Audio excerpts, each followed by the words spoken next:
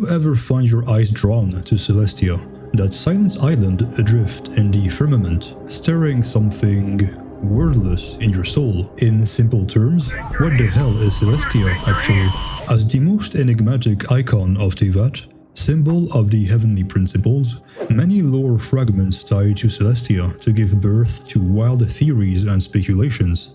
Today, I invite you to not gaze at Celestia, because that's boring and all of this has been covered 5 years ago, but instead to wonder what lies beyond its doors. Ever since Fontaine, I've been convinced that what we see, the floating island, the sleeping abode of the so-called heavenly principles, is a threshold. Celestia is not a destination, it is a portal, a door, not a throne. The true rulers lie deeper still, slumbering in dimensions beyond reach, even now. Sounds crazy already, right? I beseech thee, open your ears and your mind, because soon you will find yourself looking beyond Celestia too, and see what I see. Oh yes, today's video is brought to you by none other than capitalism itself, specifically LootBar. Varka is knocking at the door, Bina is humming in the basement, and I've got 4 primogems to my name. Thank the heavens for LootBar, a service I happen to use myself that not enough people know. The one place where you can get Genesis crystals and a bunch of other currencies without having to sacrifice your next 5 meals. It's actually cheaper than Hoyoverse's own top-up center, and it's very secure and fast. New users get up to 25% off, and even regular users enjoy around 10% off, which honestly feels too good to be true for meta enjoyers. Couldn't be me. But just look at all the money it saved me. I got to buy myself a whole castle. Thankfully, the landlord accepted PayPal in 4 installments. And I mentioned that it's secure, yes? It's because they don't need your login, just your user ID. It's refreshing in a world where even my water bottle wants me to log in. So if you're planning on C6 or 5 Varka like I do, or maybe your 7th Chichi, check out LootBar, it's there, beneath the like button you probably didn't press. And yes, using that link supports the channel, so I can keep spiraling into Genshin lore and who knows, some other things in the future. Now let's go back to forbidden Celestia theories. Teyvat's creation did not begin in purity. It ruptured and stained the Radiant Realm in red.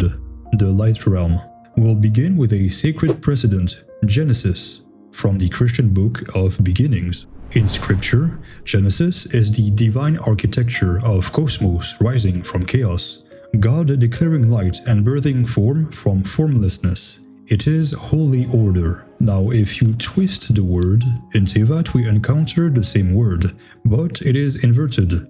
You may recall the triangle glyph and inverted delta, symbolizing divinity turned upon itself. Sumeru's interlude chapter, involving Nahida and Scaramouche, is subtly titled, not subtly at all, The Inversion of Genesis. She, the memory seer, keeper of Irminsul, brushes against the truth of this world, not a fall from grace, but a creation that began in inversion. Following with Gnostic Christianity, the God who created the world, Yaldabaoth, is a false god, a demiurge if you will. Nothing short of an absent tyrant, resulting in the true divine essence to lie beyond heaven, in what is known as the Pleroma, the radiant light that was severed from the original land. Well damn, that's basically Teyvat's whole story. Teyvat's laws, written in stars and visions, feel imposed. The gods we meet are not all-knowing, even the Archons seem trapped. The true world lies far above or within Celestia, and it stands merely to enforce the rule of a formless god as Yaldabaoth once did. And now you ask yourself, naturally, if engrossed heavens are Celestia, what is the Pleroma of Teyvat? Yes, you got it right, you're not the Light Realm, of course. And now, showcasing our newfound segment, which I'm never going to use again, Toy Time Theories with Sir Spoutsolite, presenting Ars Goetia, Teyvat's lore is syncretic. It borrows symbols from many sacred traditions. Here it draws upon Esoterism, which was mentioned again very recently. Now, I won't get too religious, because religion lore is one that's far deeper than Teyvat, so I'll focus on the symbols that build up this theory. More detailed yet in Fontaine, we find the Kabbalah and the mystical tree that maps divine energy and spiritual process. If you're not familiar, this seal was used in Fontaine to transcend Nazism quotes in reference to the Tree of Life, which is made of 10 emanations, the Sphirot, each a vessel for a divine principle. At its root lies Malchut, the material kingdom. At its crown, Keter, the primordial will. Between them stretch interconnected emotions and expressions like wisdom, mercy, understanding, judgment, a ladder from the physical to the infinite, which tethers the soul of the mortal to the divine. By understanding yourself, you can understand the cosmos, making this tree key to understanding the process of creation itself. This principle is named Ein Sof, which is the concept of infinity but also of divinity, as the divine is considered to be formless in Kabbalah. If you're starting to see where I'm going with this, please tell me, because I have no idea. Now we turn to another sacred grimoire, one you are certainly familiar with, the Ars Goetia, which tells of 72 demons summoned in all the rituals. These names are not fiction to us, they are our Archons. In this compendium we can find the name of all key deities of Teyvat and more. We have Barbatos for Vanti, Buer for Nahida, Morax for Shanli, Fokalor for, well, Fossolors, Bal for Raiden Makoto, Haborim, also known as Aim, for Mahuika, and it would be no surprise if the Tsaritsa was also in there. But I somehow expect a twist. There's even Ornova and Naberius, as well as Istaroth, and a few others. Interestingly enough, we are unable to find Beelzebub for Raiden A, which makes sense because the name Baal, which is more of a term that refers to a group of gods, came to identify the demon Beelzebub later as Baal-zebub, playing on the fact that in the eyes of Teyvat, there never was Makoto and A, but only one single Electro-Archon. Brilliant! And then of course there is Paimon, a demonic king of kings within this structure, second only to Lucifer and of unbending loyalty to the god of hell himself. A master of treasure hunting, teacher and guide of the underworld, he's depicted riding a dromedary and sometimes wearing a crown. I think the Traveler is quite literally her ride in this world. Perhaps Celestia, or whatever lies beyond, watches us through her, considering that she bears the symbol of inverted Genesis on her outfit. After all, it has been hinted at multiple times that Paimon is more than what she appears to be from certain lines of dialogue. You may have noted the absence of Egeria from these infernal records. Her name, after all, comes not from demonology, but Roman myth, a water nymph, a divine consoler. That is fitting. Egeria was born of Teyvat soil and constructed by Naberius, not born as a god, but an artificial being with a singular purpose. To be the new heart of the primordial sea. She was a sacred machine granted godhood only much later in the Archon Wars. Now, pay close attention, this gets confusing, because it wasn't already. We return to the Tree of Life, to the Sphirot, the intellect and emotions that constitute the soul and the universe. Here is the whole reason this tree is connected to Teyvat.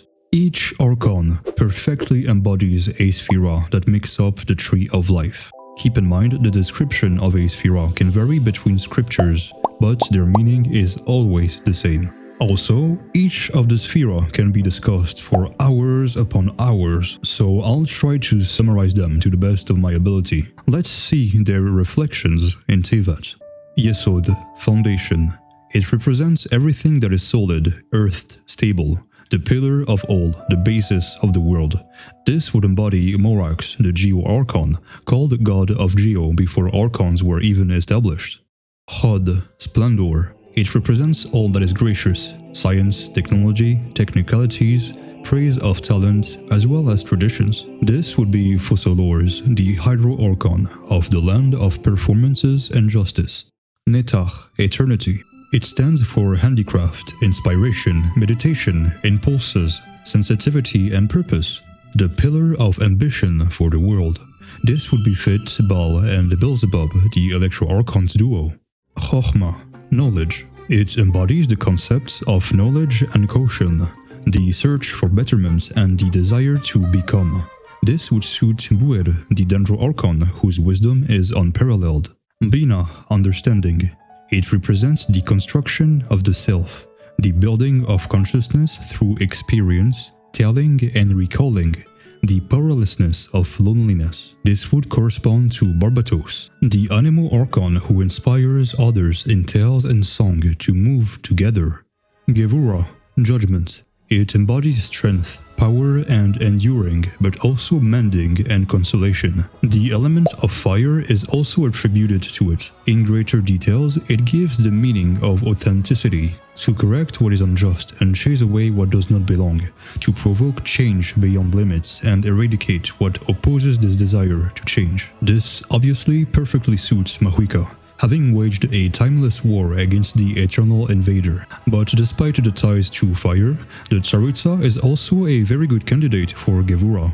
Speaking of, Chesed, love. It gives the meaning of a burning love, passion, and desire. It gives a sense of destiny, duty, and empathy by teaching through actions, sacrifices, and consequences. This would embody the Tsaritsa, who is gathering the Gnosis in order to throw the world in chaos and reawaken the heavenly principles, possibly in hopes to put an end to their injustice. Perfectly mirroring the meaning of Chesed and following the myth of Shiva. Out of love for the world, give birth to the new world through chaos and war, further supported by the Ascension material quoting her. What could be her demon name from the Ars Goetia? Guesses down in the comment. Free giveaway for the winner. You could even win a Honda Civic 2003. This is a lie, but feel free to guess anyway. Now we are left with two. Mahut, the last Sphera, and Keter, the first Sphera, both essentially opposed to one another. Keter, crown. It symbolizes the beginning, the crown of the universe and the will of creation, its purity and the essence of the self, through which beings manifest themselves in the world. This is most definitely accurate for the heavenly principles, having established the world order after having conquered the light realm, the pleroma now hidden beyond the false heavens. More than Keter, no doubt that the heavens would fit the XK class scenario. Mahut, kingdom. It represents the last step of creation, the truth of the universe and its physical existence, where humanity stands. It focuses on everything that is material and objective and experimentation. In Malchut, divine creation becomes tangible and objective. It wishes to resist change and to exist independently from an observer or outside forces. This would be for Khaenri'ah, or the Eclipse dynasty, the godless human society that did not need the divine, which earned them the scorn and punishment of the heavens. Now I hear you say, but Sir Eoth, I am a very interested viewer, and there's one right here in the middle that's not filled yet. What is it? Good on you, attentive and keen-eyed scholar. Pray shut your elegant mouth and let me elaborate on this finishing touch. Teferi, harmony. It represents truth, balance, and compassion, the mediating force within this spiritual structure. The heart of the tree that binds the divine to mortals, a messiah who suffers, descends, and reconciles all. It is also called the sun, who mediates the divine, and the sun, the radiant center of the universe. This would embody the traveler who walks between realms, untouched by Teyvat's illusions, yet deeply bound to its fate. Neither Archon nor God, the traveler is the Axis, a silent witness to joy and ruin, who learns not by ruling but by journeying. Through suffering, they find balance. Through choices, they unveil truth. They mirror the messianic role of Teferi, to bridge heaven and earth. I now hope that, like me, you've stopped believing that all of this is coincidences, but it's not over. Now with all this said and done, you may think, okay nerd, you just made up some crap theory, what of it? Which would be a good remark. What comes next is the teabag to the hot water. Hear me out. Since there is a tree of life, There is a counterpart in Western occultism, the Tree of Death, the Qliphoth, and not Qliphoth, the Qliphoth. Although not exactly part of Kabbalah, it has since been directly grafted as an opposite of the Sphirot, the Tree of Life. These trees are interconnected and mirrored, one does not exist without the other, which is further encouraged by the crown that Paimon wears, mimicking the appearance of the tree and its roots, similar to many illustrations of the Tree of Life and Yggdrasil, the anchor of realms. In Teyvat, our Archons stand aligned with the Tree of Life, but their names are those of demons, evil beings, yet they fight for creation, for imperfection, for humanity. But if our Archons are inverted, their opposites must exist. Which brings us back to Celestia. If the theory holds, then waiting within Celestia, or beyond it, are the opposites. Angelic names, radiant forms, saints they may call themselves, but as inverted angels to our inverted demons, their will would be aligned with the Qliphoth for death and chaos, one of them for each Archon. It may sound like I'm reaching, but these opposites' names already exist and can be guessed, as the 72 Goetian demons that Archons are named after are opposed by the Shem HaMeforash, the 72 angels, making for the name of the divine. Elynas too was taken into consideration, as he was introduced at the same time as the Sphirot. Elynas, an abyssal being of devastation and rebirth. His serpentine form mirrors the world snake coiled along the tree's trunk. This serpent is evil, yes, but it is also life, desire, resistance, and love. Subtle but interesting connection to the way the Melusine came to life. With this, it's very clear. A connection is undeniable. Teyvat then is not the entire world. It is only the prologue. Celestia is not the throne, it is the door. And beyond it comes the true story.